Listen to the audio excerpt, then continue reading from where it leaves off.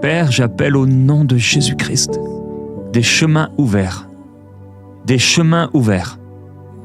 Dans le cœur de cet homme, mais également d'autres chemins pour bénir.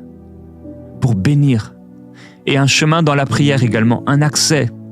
Merci pour le chemin qui a été inauguré et qui est là, disponible pour elle, afin que dans son pays, dans sa région, dans sa famille, elle puisse par la prière se lever. Comme Déborah s'est levée pour un pays, s'est levée pour une nation, s'est levée pour une mère, pour Israël. Elle se lève pour son pays.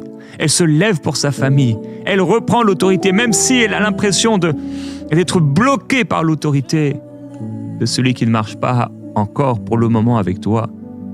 Seigneur Jésus-Christ, ses paroles, ses prières sont puissantes. Son influence est réelle. Merci parce qu'elle agit, et tu agis par ses prières dans l'esprit, et des choses changent. Seigneur, merci pour les yeux ouverts pour voir l'influence, la capacité.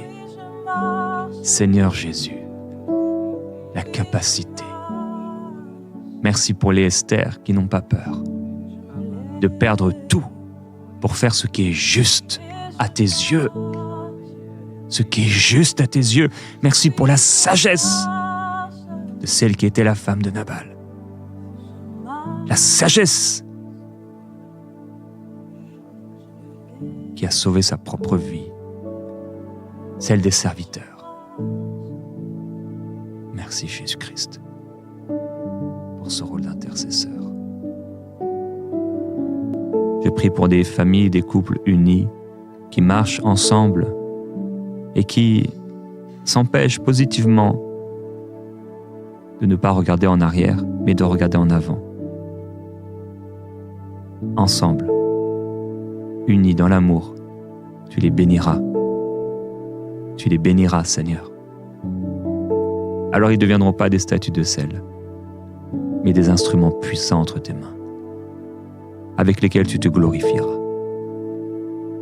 Merci Jésus-Christ, parce que rien ne t'est impossible, et tout est possible à celui qui croit, à celui qui exerce l'autorité, à la place où tu le mènes, dans le rôle que tu lui donnes, avec les dons, les talents, les capacités, mais aussi les faiblesses de chacun, là où tu te glorifies dans nos faiblesses, dans cette humilité qui précède la gloire. Nous te louons, Seigneur.